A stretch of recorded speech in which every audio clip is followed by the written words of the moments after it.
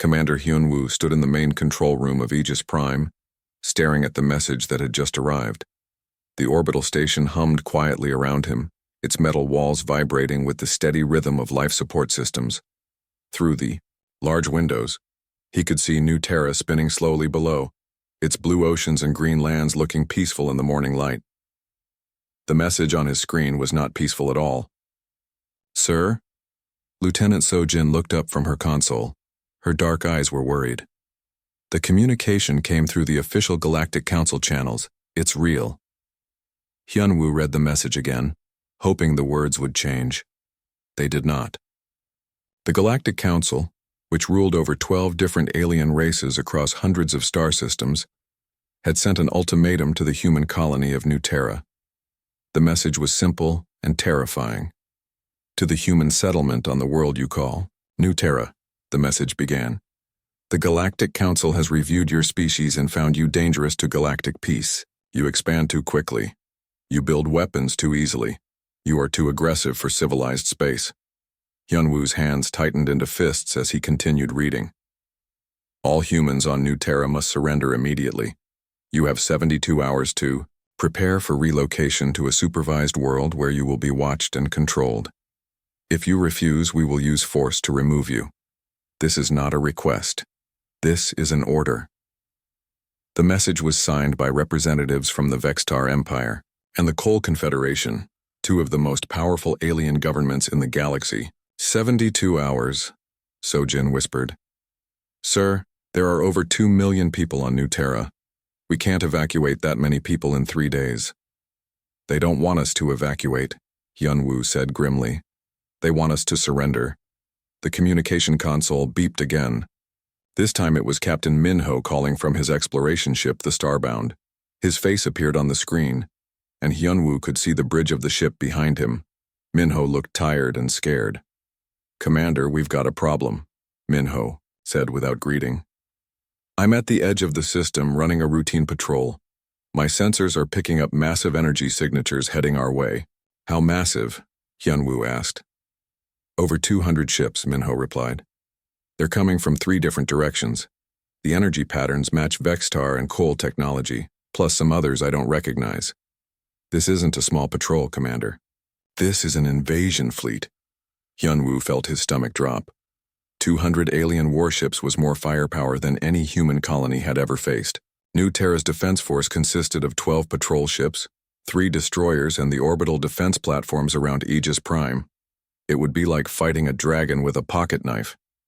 "How long until they arrive?" Hyunwoo asked. "At their current speed, about 36 hours. Minho answered. "They're not even trying to hide. They want us to see them coming." Hyunwoo turned to Sojin. "Get me Jinny in communications. Tell her to send emergency messages to Earth and every human colony in the sector. Tell them what's happening." Sojin's fingers flew over her keyboard. A few minutes later, Jin Ai's voice came through the speakers. She was New Terra's chief communications officer, working from the planet's surface. "Commander, I'm sending the distress calls now," Jin Ai reported. "But Sir, Earth is 47 light-years away. Even if they respond immediately, it would take months for help to arrive." "Do it anyway," Hyunwoo ordered, "and send copies to every human ship and station between here and Earth. Maybe someone closer can help." But even as he said it, Hyunwoo knew it was probably hopeless. Humans had only been traveling between stars for 60 years. They had colonies on 12 worlds, but none of them had big military fleets. Earth had the largest human navy, but it was designed to protect the home system, not fight wars across the galaxy. The truth was that humans were still newcomers to galactic civilization. Most alien races had been traveling between stars for thousands of years. They had technologies that humans barely understood. The only reason humans had been able to build colonies at all was because they had found abandoned alien ruins on several worlds. Those ruins contained the secrets of faster-than-light travel and energy shields. "Sir?" Sojin said quietly. "I'm getting reports from the surface. People are starting to panic. The news is spreading." Through the windows, Hyunwoo could see lights flickering on across New Terra's main continent as word spread through the cities. Emergency vehicles were already moving through the streets. In 72 hours, those cities might be empty ruins. Contact Governor Lee, Hyunwoo said. Tell him I'm coming down to meet with the Emergency Council. As Hyunwoo prepared to leave, Aegis Prime, he thought about the alien message. The Galactic Council claimed humans were too aggressive and dangerous. But from what Hyunwoo had learned about galactic history, most alien races had become peaceful because they had eliminated all threats in their home systems long ago. They had created perfect, controlled societies where war was rare and violence was almost unknown. Humans were different. Earth was a world where countless species competed for survival. Humans had evolved by fighting predators, surviving natural disasters, and competing with each other. Even now, with technology that could destroy planets, humans still argued and fought and pushed boundaries. Maybe that was what scared the aliens. Not human weapons or human ships, but human nature itself. The shuttle ride down to New Terra's surface took 20 minutes. During the flight, Hyunwoo watched the planet cities grow larger below him. New Terra was a beautiful world, with vast forests and clean oceans. The first human settlers had arrived 50 years ago and built thriving communities. Now, all of that was in danger. Governor Lee was waiting for him at the Capitol building. The governor was an older man with gray hair and worried eyes. Around the conference table sat New Terra's top officials, the head of planetary defense, the chief engineer, the medical director, and several others. Options? Governor Lee asked without ceremony. We have very few, admitted Defense Chief Park. Our ships are fast and well-armed for their size, but we're facing odds of 20-1. Maybe worse. What about the orbital platforms? Asked Dr. Kim, the medical director. They'll help, Park replied.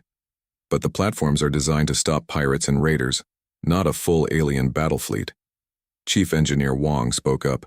I can boost power to the defense grid, but it won't be enough. We need time to evacuate the civilians. Where? Governor Lee asked. Even if we had enough ships, which we don't, where would we send 2 million people? The room fell silent. Everyone knew the answer. There was nowhere to go. We fight, Hyunwoo said finally. We make them pay for every mile of space, every city, every life. Maybe we can't win, but we can make sure the galaxy remembers what happened here. Governor Lee nodded slowly. Very well. Chief Wong, begin emergency evacuations of the most vulnerable areas. Move people to the underground shelters and mining facilities. Commander Hyunwoo, prepare our defenses. We have less than 2 days. As the meeting broke up, Hyunwoo looked out the window at New Terra's blue sky. Somewhere beyond that sky, an alien armada was approaching with enough firepower to turn the planet into a dead rock. The aliens thought humans would surrender or flee. They were about to learn how wrong they were. Admiral Clixtharn stretched his forearms as he walked onto the bridge of his flagship, the Dominance. The massive Vextar warship was the size of a small city, its dark metal hull bristling with weapons. Around him, his insectoid crew worked at their stations with efficient movements. Their large compound eyes reflected the light from dozens of displays showing the approaching human colony. Report. Clixtharn clicked in the Vextar language. His translator device immediately converted his words to Galactic Standard. We are 6 hours from the human world, replied his tactical officer. Our scouts report the humans have moved most of their population underground. Their orbital stations are still active. Clixtharn made a sound that might have been laughter if insects could laugh. They think hiding in holes will save them. How primitive. On the main screen, Fleet Crystal Vendar appeared from the Cole command ship. The crystalline being was beautiful, in an alien way, its body made of living diamond that pulsed with inner light. When Vendar spoke, its voice sounded like musical chimes. Admiral Clixtharn, Vendar sang. My analysis shows the humans have fewer than 20 military vessels. This operation will be completed quickly. Agreed, Clixtharn replied. Have your ships take positions on the outer edge of the system. My forces will handle the close combat. These humans will surrender once they see our true strength. But even as he spoke, Clixtharn felt a small worry. His species had conquered many worlds over the centuries, but most enemies surrendered once they saw the Vextar fleet. The few who fought back used predictable tactics and followed the accepted rules of galactic warfare. The humans had sent no reply to the Council's ultimatum. No surrender. No negotiation. Just silence. Lieutenant Dong-hyun checked his fighters' weapons one more time as he waited in the launch bay of Aegis Prime. Around him, 11 other human pilots prepared for what they all knew might be their last mission. The fighter craft were small and fast, designed for patrol duties and chasing pirates. They were not built to fight capital ships. "Listen up," Dong-hyun said over the radio. "We're not trying to win this fight. We're trying to make them hurt. Hit and run. Use the asteroids, make them chase us into the debris fields." "What about the orbital platforms?" asked pilot Su Young. "Platform weapons will provide cover, but don't rely on them. Once the big alien ships start shooting, those platforms won't last long." Through the bay windows, Dong-hyun could see the alien fleet approaching. Even from this distance, the ships looked huge. The largest ones were like flying mountains, dark, against the stars. "Launching in 60 seconds, announced the bay control officer. Dong-hyun thought about his family in the underground shelters on New Terra's surface. His wife and 2 children were hiding 2 miles below ground, hoping the rock and metal above them would protect them from alien weapons. He had to make sure they stayed safe. "All pilots, this is Commander Hyun-woo," came a voice over the radio. "The enemy fleet has entered weapons range. Begin your attack runs." The launch bay doors opened, and 12 human fighters shot out into space. Dr. Sun-hee watched the battle begin from the underground command center beneath New Terra's capital. The walls around her were lined with displays showing data from sensors across the system. As a xenobiologist, she studied alien life forms. Now she was studying alien battle tactics, looking for weaknesses. "Interesting," she murmured as she watched the alien formations. "Very interesting." "What is it?" asked Jae-won, the defense coordinator. He was a former Earth military officer who had come to New Terra to retire. Now he was in charge of keeping the planet alive. "Look at how they move," Sun-hee pointed at the display. "Perfect formations. Every ship exactly where the computer says it should be. They're fighting like a machine." "That's bad for us, isn't it?" Jae-won asked. "Maybe. Or maybe it's good." Sun-hee highlighted several alien ships on the display. "Machines are predictable. If we can figure out their pattern, we might be able to confuse them." On the screen, they watched Lieutenant Dong-hyun's fighters attack the alien scouts. The human ships were tiny compared to the alien vessels, but they moved in ways the aliens didn't expect. Instead of forming neat attack lines, the fighters split apart and attacked from 6 different directions at once. The alien scouts tried to track all the targets, but their weapons kept hitting empty space. The human pilots rolled and twisted their ships using moves that would have been impossible with alien technology. "How are they doing that?" Sun-hee wondered aloud. "Human pilots," Jae-won explained with a grim smile. "Alien ships are controlled by computers. Ours are flown by people who learned to fly by racing through asteroid fields for fun." The first alien scout exploded as a human missile found its target. Then another.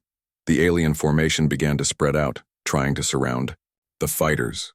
But the humans had already disappeared into a nearby asteroid field. Admiral Clixtharn stared at his tactical display in confusion. "Where did they go?" "The asteroid field," his sensor officer reported. "They are hiding among the rocks." "Blast the asteroids. Destroy everything." "Sir, there are over 10,000 large asteroids in that field. It would take hours to destroy them all." Before Clixtharn could respond, new alarms began sounding.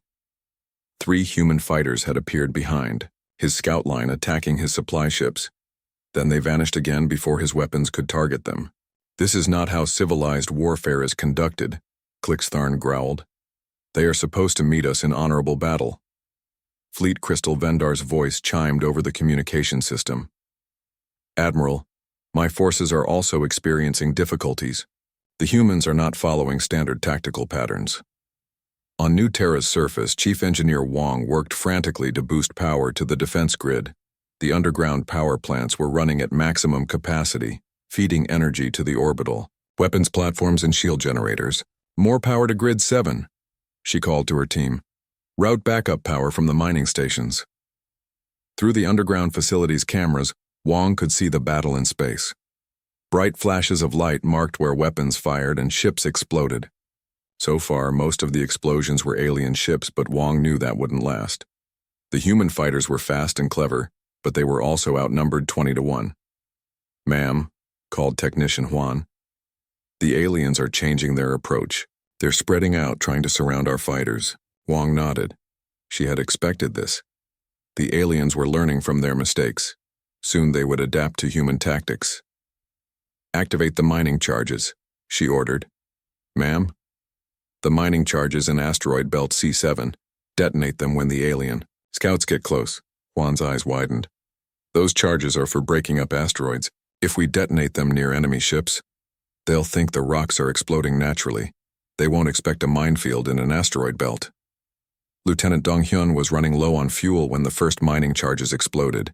He had been leading a group of alien scouts through the asteroid field, when suddenly 3 of the enemy ships vanished in balls of fire and debris. "What was that?" asked pilot Su Young over the radio. "Mining charges," Dong-hyun realized. The engineers turned the asteroid belt into a weapon system. More explosions followed as alien ships triggered the hidden charges. The neat alien formations began to break apart as ship commanders tried to avoid the unexpected blasts. Admiral Clixtharn watched his tactical display with growing anger. In 2 hours of fighting, he had lost 12 ships and damaged twice that many. The humans had lost only 3 fighters. This was not the quick victory the Galactic Council had promised. "New plan," he announced to his bridge crew. "All ships will target the orbital stations. Once we destroy their space defenses, we will bombardment the planet's surface." "Sir?" his communications officer interrupted. "Fleet Crystal Vendar is requesting a conference." Vendar's crystalline form appeared on the main screen. The beautiful alien's inner light was pulsing rapidly, a sign of stress. "Admiral," Vendar sang in harmonic tones, "these humans fight unlike any species in our databases. They do not follow the proper rules of engagement." "They are primitives," Clixtharn replied. "They will learn proper behavior once we destroy their orbital defenses.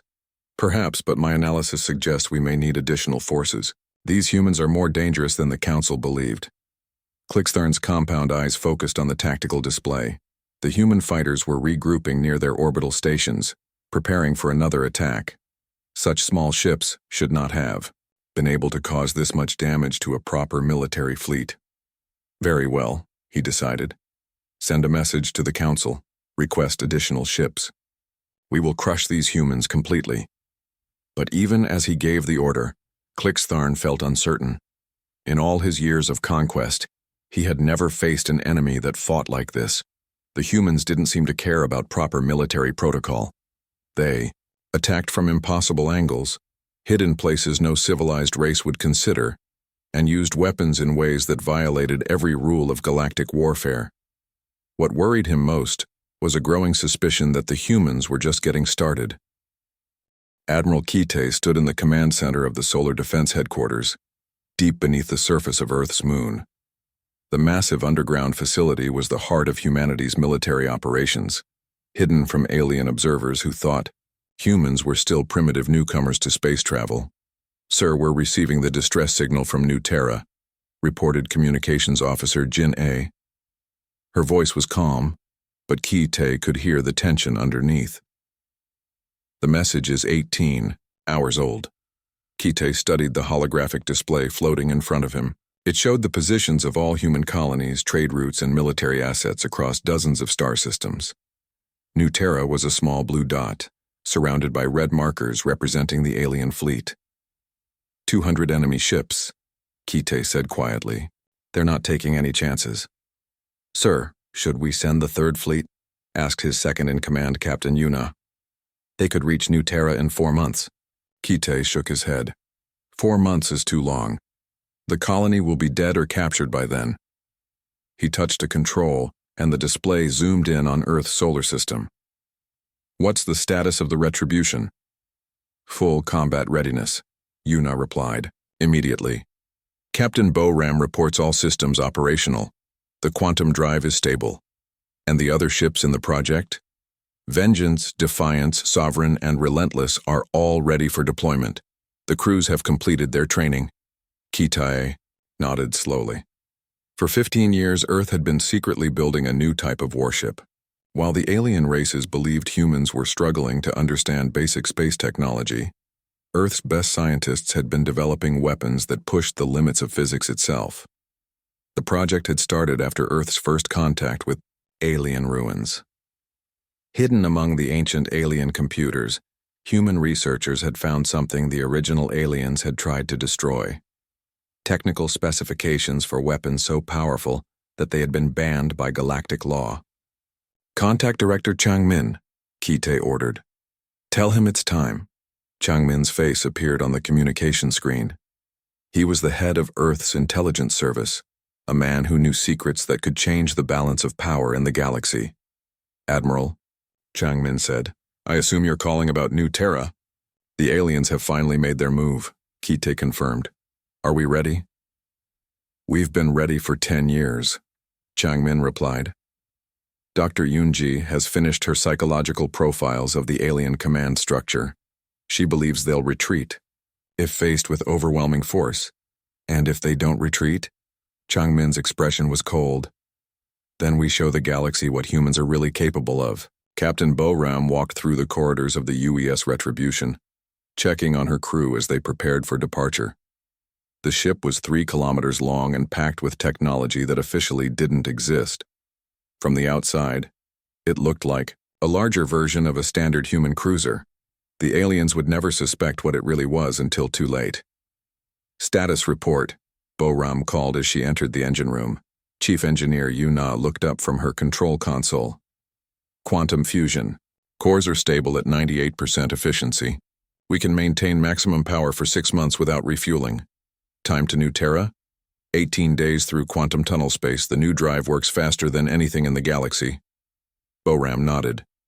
The quantum tunnel drive was humanity's greatest secret. While alien ships traveled through hyperspace at speeds that took months to cross between star systems, human ships could fold space itself, creating shortcuts through dimensions that alien science said were impossible to access. "What about the weapons?" Boram asked. "All systems green," Yuna replied with a fierce smile. "The gravity lances are calibrated. The quantum disruptors are charged. The matter converters are ready to turn asteroids into pure energy." Commander Wu Jin appeared at Boram's shoulder. He was the ship's tactical officer, a quiet man who had spent years studying alien military tactics. "Captain, I've been reviewing the enemy fleet composition," Wu Jin said. "Standard Vextar and Coal formations. They're expecting to fight humans, using conventional weapons." "They're in for a surprise," Boram said grimly. Dr. Yunji was waiting for them in the briefing room. As the fleet's xenopsychologist, she had studied alien behavior for decades. Her insights into alien thinking had helped design Earth's strategy. "The alien commanders will be confident," Yunji explained as the senior officers gathered around the holographic projector. "They've probably never lost a battle against a species they considered primitive. Their entire military doctrine is based on technological superiority." "What happens when they realize we're not primitive?" asked Wu Jin. "Panic," Unji replied simply. "Alien races have been peaceful for so long that they've forgotten how to deal with real threats. They fight like civilized beings following rules. We fight like survivors who will do anything to win." Captain Boram activated the projector, showing a 3-dimensional map of the New Terra system. "Our strategy is simple.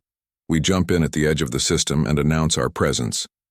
If they withdraw, we let them go. If they don't, we remove them," finished Admiral Kaite, who had just entered the briefing room. "Captain, you have authorization to use any level of force necessary to protect the colony." "Understood, sir." Kite looked around the room at the faces of the officers who would carry out humanity's first real military operation against alien forces. "Ladies and gentlemen, the aliens think they know what humans are capable of. They've seen our colony ships and patrol vessels. They think we're weak." He paused, letting his words sink in. "They have never seen what happens when Earth goes to war." 6 hours later, The 5 ships of Earth's secret fleet departed the solar system. They traveled in complete stealth, using technology adapted from alien sensor systems to remain invisible. To any observer, it would appear that Earth had not responded to New Terra's crisis at all. The quantum tunnel drive activated with a sound like reality tearing apart. Space folded around the ships, creating a passage through dimensions that existed between the normal universe and whatever lay beyond. The journey that would take alien ships 4 months would be completed in 18 days. As the Earth fleet vanished into quantum space, Chang Min sat in his office reviewing files that contained humanity's greatest secrets. For 60 years since first contact with alien ruins, Earth had been carefully studying galactic civilization. Every human discovery of alien technology had actually been a planned intelligence operation. Humans knew about the Galactic Council's military capabilities. They knew about alien trade routes, political tensions, and technological limitations. Most importantly, they knew that alien races had grown soft over thousands of years of peace. The galaxy was about to learn that humans were different. On New Terra, the siege continued. Captain Minho had turned his exploration ship into a ghost, appearing without warning to destroy alien supply convoys before vanishing back into the asteroid fields. The colonists were running low on food and medical supplies, but their morale remained high. Commander Hyun-woo coordinated the defense from his hidden bunker, using guerrilla tactics that frustrated the alien commanders. Every time the aliens thought they had found a pattern to human behavior, the humans changed their approach. "Sir," reported Intelligence Officer Mi Kyung, "we're intercepting alien communications. They're requesting additional ships from the Galactic Council." "How? Many more?" Hyun-woo asked. "At least 50. Maybe 100. Hyun-woo felt his heart sink. They had been holding out for 3 weeks, but their losses were mounting. If the aliens brought more ships, New Terra would fall.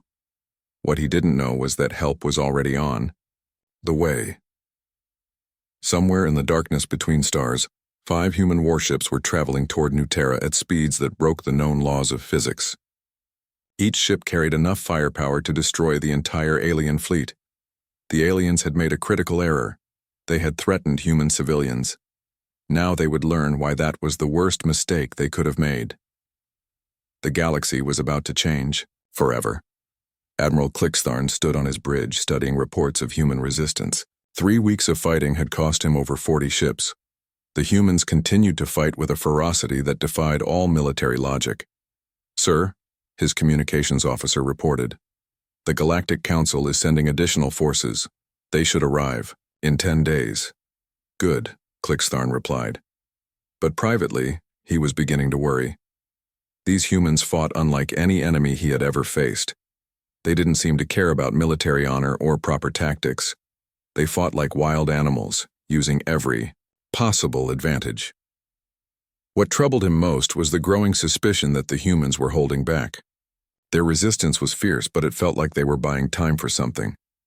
The question was, what? Deep in quantum tunnel space, Captain Boram had the same thought. The colonists of New Terra were fighting desperately to survive, not knowing that the most powerful warships in human history were racing to save them. In 15 days, the aliens would discover that they had made a terrible mistake. They had awakened something that had been sleeping in the darkness of space, waiting for the right moment to show the galaxy what humanity was truly capable of. The countdown to that moment had already begun. Captain Minho pressed himself against the cold metal wall of the asteroid mining tunnel, as another explosion shook the rock around him. For 5 weeks, he had been turning the asteroid belt into a weapon against the alien fleet. His ship, the Starbound, was hidden deep inside a hollowed-out asteroid, invisible to enemy sensors. "Status report," he whispered into his communicator. "Mining charges are set in sectors 7 through 12, replied Engineer Hai-Jin from her position deeper in the tunnel. "When the alien patrol comes through, we'll give them a surprise they won't forget." Minho checked his watch. The Vextar patrol ship came through this asteroid field every 6 hours, searching for human fighters. The aliens had learned to be careful after losing so many ships to hidden explosives, but they still followed predictable patterns. "Contact Commander Hyun-woo," Minho ordered. "Tell him we're ready to spring the trap." deep beneath New Terra's surface, Commander Hyunwoo sat in the underground command center that had become the heart of human resistance. The walls around him were covered with displays showing the positions of every alien ship in the system. After 5 weeks of fighting, the enemy fleet had been reduced from over 200 ships to about 140. But the human losses had been heavy too. "Sir," called Intelligence Officer Mi Kyung from her station. "I'm intercepting alien communications. Admiral Clixtharn is planning something big." "What kind of something?" Hyunwoo asked. "He's moving his entire fleet into bombardment position above the planet. I think he's planning to destroy our cities from orbit." Hyunwoo felt ice in his stomach. The aliens had been following the rules of galactic warfare, trying to capture the colony intact. If they switched to orbital bombardment, millions of people would die. How long do we have? 12 hours, maybe less. Across the command center, Dr. Sun-hee looked up from her analysis station. For weeks, she had been studying alien behavior patterns, looking for psychological weaknesses. What she had found was disturbing. "Commander," Sun-hee called, "I need to show you something." Hyunwoo walked over to her station, where she had been tracking alien ship movements and communication patterns. "The aliens are getting desperate," Sun-hee explained. "Look at these communication intercepts. They're arguing among themselves. Some want to retreat. Others want to use more extreme measures." "Extreme how?" "Planet-killing weapons," Sun-hee said quietly. "If they can't capture New Terra, they might try to destroy it completely." Hyunwoo stared at the data on Sun-hee's screen. The thought of the aliens destroying the entire planet had never occurred to him. It would violate every rule of galactic law, but desperate enemies might do desperate things. "Get me Captain Minho," he ordered. A few minutes later, Minho's face appeared on the communication screen. Behind him, Hyunwoo could see the rough rock walls of the asteroid tunnel. "Captain, we need to accelerate our timeline," Hyunwoo said. "The aliens are planning orbital bombardment." "Understood," Minho replied. "We'll hit them now." The trap was perfect. Admiral Clixtharn's patrol ship entered the asteroid field, just as it had dozens of times before. The alien crew was confident in their shields and weapons, certain that the human fighters had been destroyed or driven away. They were wrong. The first mining charge exploded directly underneath the alien ship, sending chunks of rock slamming into its hull. Before the crew could react, 6 more charges detonated in sequence, creating a chain of explosions that lit up the asteroid field like a string of deadly fireworks. The patrol ship's shields collapsed. Its hull cracked open. Atmosphere vented into space as the crew tried desperately to escape. "Target destroyed," Hyejin reported with satisfaction. "That's the 15th patrol ship we've taken out this month." But Minho wasn't celebrating. Through the rock walls around him, he could feel the vibrations of something massive approaching. His sensors were detecting energy signatures unlike anything he had seen before. "We need to move," he said urgently. "Something big is coming." Admiral Clixtharn stood on the bridge of his flagship, watching the destruction of yet another patrol ship. The humans had turned the entire asteroid field into a death trap, using mining equipment as weapons in ways that violated every rule of civilized warfare. "Enough," he declared. "Signal all ships to assume bombardment formation. We will destroy their cities from orbit." "Sir," his tactical officer hesitated. "That will violate galactic law. The Council specifically ordered us to capture the colony intact." "The Council is not here," Clixtharn replied coldly. "These humans refuse to surrender. They fight like wild animals. We will treat them accordingly." Fleet Crystal Vendar's image appeared on the communication screen. The crystalline being's inner light was pulsing rapidly with stress. "Admiral," Vendar sang, "my analysis indicates that orbital bombardment will result in significant civilian casualties. This action may have political consequences." "I no longer care about politics," Clixtharn replied. "These humans have cost us 60 ships and thousands of lives. They will pay for their resistance." But as the alien fleet moved into bombardment position, something unexpected happened. The long-range sensors detected new energy signatures at the edge of the system, signatures that were impossibly powerful. "Sir," the sensor officer reported with confusion in his voice. "I'm detecting 5 large objects approaching at high speed. Their energy output is beyond our measurement scale." Classification? Unknown, sir.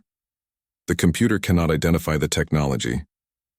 Clixtharn stared at the sensor display. The 5 objects were moving faster than anything in the galactic databases. Their energy signatures suggested weapons and defenses that shouldn't exist. Distance? 6 hours out and closing rapidly. Across the system, Tejo was monitoring sensors aboard a coal science vessel when his instruments began registering the impossible readings. As a Siskatar reptilian, Tejo was naturally cautious. What he was seeing on his screens made his scales ripple with fear. "Fleet Crystal Vendar," he called urgently. "The approaching objects are emitting energy patterns I have never seen. Their power levels suggest weapons capable of destroying entire fleets." Vendar's crystalline form materialized on the communication display. Analysis complete.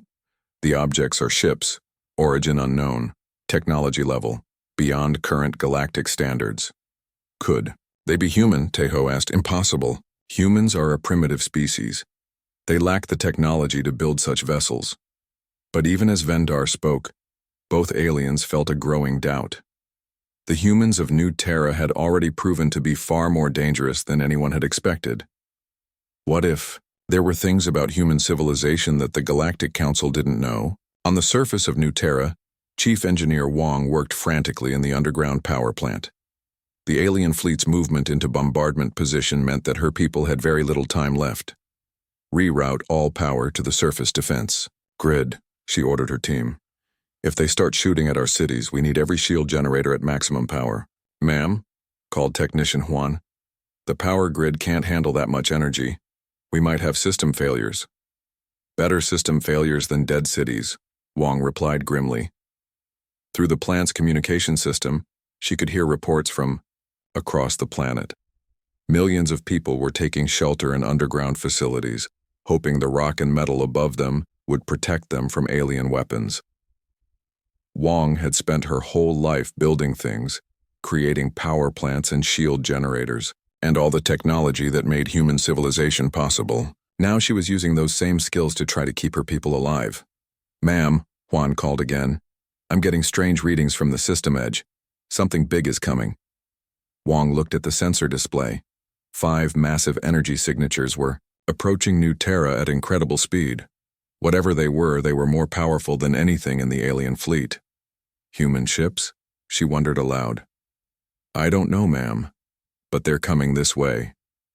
In the command bunker, Commander Hyunwoo received the same sensor reports. For a moment, he allowed himself to hope. Could Earth have sent a rescue fleet? But how could any human ships travel the 47 light-years from Earth in just 5 weeks? "Sir," Mikyung called from her intelligence station, "I'm intercepting alien communications. They're detecting the same energy signatures we are. They're confused and starting to panic." "Good," Hyunwoo said. "Maybe whatever's coming will give us a chance." As he spoke, every sensor in the system detected the same thing. An automated message being broadcast on all frequencies in perfect galactic standard. "Warning, human battleship closing in. Recommend immediate withdrawal from human territory. This is your only notice." The message repeated every 60 seconds, growing stronger as the mysterious ships approached. Admiral Clixtharn stared at his tactical display in disbelief. The 5 approaching objects were now close enough for detailed scans. What the sensors revealed was impossible.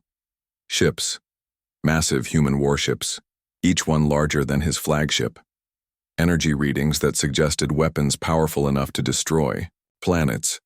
Technology that exceeded anything in the galactic databases. "How?"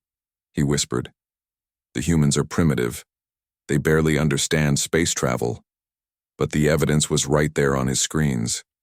Humanity had been hiding something from the galaxy, something that changed everything.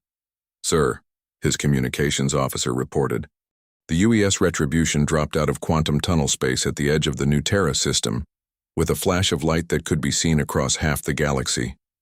Behind it came 4 sister ships, Vengeance, Defiance, Sovereign, and Relentless. Each vessel was 3 kilometers of advanced human technology that officially didn't exist. Captain Boram stood on the bridge of the Retribution, watching the tactical display as it showed the positions of over 100 alien ships surrounding New Terra. The enemy fleet was spread across the system in attack formation, their weapons pointed at the human colony world. "Status report," Boram ordered. "All systems operational," replied Chief Engineer Yuna. "Quantum fusion cores at full power, weapons charged and ready." Commander Wu Jin looked up from his tactical station. "Enemy fleet composition confirmed. Vextar and coal ships plus some vessels I don't recognize. They're not moving to engage. I think they're scared." "Good," Boram said simply. "Open communication to all enemy vessels."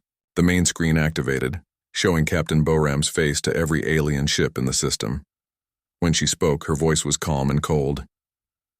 "This is Captain Boram of the United Earth Navy. I am Admiral Kite of the Earth Defense Force commanding this operation. You have entered human space without permission and threatened human civilians. You have 72 hours to withdraw from this system." She paused, letting her words sink in. "Any vessel remaining after that time will be considered hostile and dealt with accordingly." Admiral Clixtharn stared at the human woman on his screen. She looked so small and fragile compared to his massive insectoid form, but the ship she commanded was anything but fragile. His sensors showed energy readings that made no sense. "This is Admiral Clixtharn of the Vextar Empire," he replied. "You are in violation of Galactic Council law. These humans are criminals who must be relocated for the safety of civilized space." Captain Boram's expression didn't change. "Commander Wu Jin, demonstrate our capabilities." On the tactical display, Wu Jin selected a target, a massive asteroid floating between the fleets. The asteroid was 10 kilometers wide, made of solid rock and metal. It had been there for millions of years. "Gravity lance, minimum power," Wu Jin announced. A beam of invisible energy lanced out from the Retribution. When it touched the asteroid, something impossible happened. The massive rock simply tore apart, as if gravity itself had reached out and pulled it into pieces. In seconds, 10 kilometers of solid matter became a cloud of dust and debris. Every alien ship in the system detected the energy discharge. The power readings were beyond anything in their databases. Fleet Crystal Vendar's voice chimed over the communication system, filled with harmonics of fear. "Admiral Clixtharn, that weapon just manipulated gravitational forces at the quantum level. Such technology is theoretically impossible." "Nothing is impossible," Captain Boram said calmly. "Commander Wu Jin, target their command ships." Instantly, every alien vessel in the system found itself painted with targeting beams that penetrated their shields as if they weren't there. The targeting systems of the human ships were so advanced that alien defensive technology couldn't even detect them, let alone stop them. Admiral Clixtharn felt something he hadn't experienced in decades: pure terror. His flagship, the most powerful warship in the Vextar fleet, was being targeted by weapons he couldn't understand. The energy signatures suggested that the humans could destroy his entire fleet without taking damage. "How?" he whispered. "How? Do the humans possess such technology?" On New Terra's surface, Commander Hyunwoo watched the confrontation from his underground bunker. After weeks of desperate fighting, human reinforcements had finally arrived. But these weren't the small patrol ships and destroyers he had expected. These were weapons of war beyond anything he had imagined. "Sir," reported Intelligence Officer Mi Kyung, "the alien fleet is breaking formation. They're moving away from the planet." "Are they retreating?" "It looks like it. Their communication. Traffic suggests they're preparing for emergency withdrawal." Captain Minho watched from his hiding place in the asteroid field as alien ships began to move away from New Terra. The same ships that had seemed invincible just hours ago were now fleeing like frightened animals. "This is Captain Minho to Retribution," he called over the radio. "Thank you for the rescue." Captain Boram's voice came back immediately. "Captain Minho, this is Boram. We've been monitoring your resistance efforts. Well done."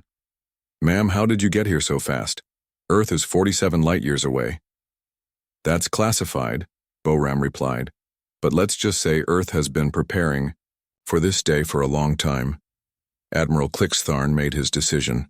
Pride was less important than survival. "All ships, prepare for immediate withdrawal," he ordered. "We are leaving this system." But Captain Boram wasn't finished. "Admiral Clixtharn, before you go, there's something you need to understand." The alien admiral's image appeared on her screen, his compound eyes reflecting his fear. "You came here because you thought humans were weak," Boram continued. "You thought we were primitive newcomers who didn't understand galactic civilization. You were wrong." She touched a control, and the main screen showed a star map of human space. Red markers indicated human colonies, trade routes, and military positions across dozens of star systems. "Humanity has been part of galactic civilization for 60 years, Boram explained. "We've been watching you, learning from you, preparing for the day when you would try to destroy us." The star map zoomed in, showing the positions of human fleets throughout the galaxy. There were far more ships than any alien government had suspected. "Every human colony has been preparing for this moment," Boram said. "Every human ship has been armed with weapons you can't imagine. Every human citizen has been trained to fight for their survival." She paused, letting the implications sink in. "You attacked New Terra because you thought we were alone and helpless. But humans are never alone. Attack one of us, and you attack all of us." Captain Il-sung of the human ship. Vengeance added his voice to the communication. "Admiral, my ship alone carries enough firepower to sterilize every planet in the Vextar Empire. We have 50 ships like this scattered across the galaxy." The lie was perfect. The aliens had no way to verify human military strength, and their fear made them willing to believe the worst. Fleet Crystal Vendar's harmonics were filled with terror. "Admiral, we must withdraw immediately. These humans possess technology that could destroy entire civilizations." But Admiral Clixtharn had one more question. "Why?" he asked. "Why hide such power? Why pretend to be weak?" Captain Boram's expression was cold as space itself. "Because we wanted to see who our real enemies were. Now we know." Commander Jun-ho, the weapons officer aboard the Retribution, added, "We've been recording this entire conversation, Admiral. Every species in the galaxy will know what happened here. They'll know that the Galactic Council attacked human civilians without provocation. And they'll know what happened to you because of it," finished Captain Boram. The psychological warfare was devastating. In minutes, the humans had transformed themselves from victims into predators. The aliens who had come to New Terra expecting easy conquest now faced an enemy that could destroy them completely. Admiral Clixtharn's voice was barely a whisper. "All ships, emergency withdrawal, maximum speed." "Admiral," Boram called as the alien fleet began to retreat. "Tell the Galactic Council that human space is now closed to alien ships. Any attempt to return will be met with immediate and overwhelming force." As the alien fleet fled the system, Subin, the communications officer aboard the Retribution, sent a message that would echo across the galaxy. "To all alien governments," the message began. "Humanity hereby withdraws from all Galactic Council activities. We declare our independence from alien authority. Human space is now sovereign territory. Any attempt to enter our territory without permission will be considered an act of war."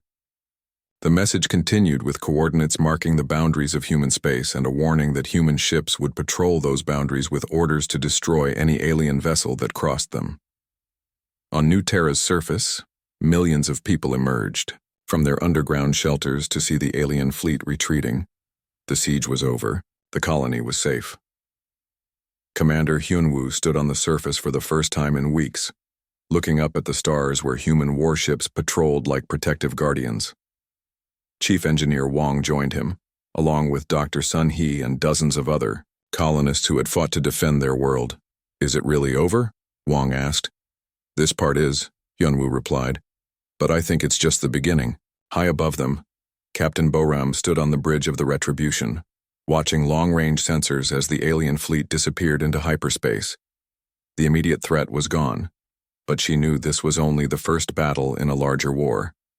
"Captain," Commander Woojin reported, Long-range communications are picking up transmissions from across the galaxy. Every alien government is talking about what happened here. What are they saying? They're scared, Wujin replied. Some are calling for immediate military action against humanity. Others are suggesting diplomatic solutions. But they're all talking about the same thing, which is how badly they underestimated us. Captain Boram nodded. For 60 years, humanity had been the galaxy's newcomers, tolerated,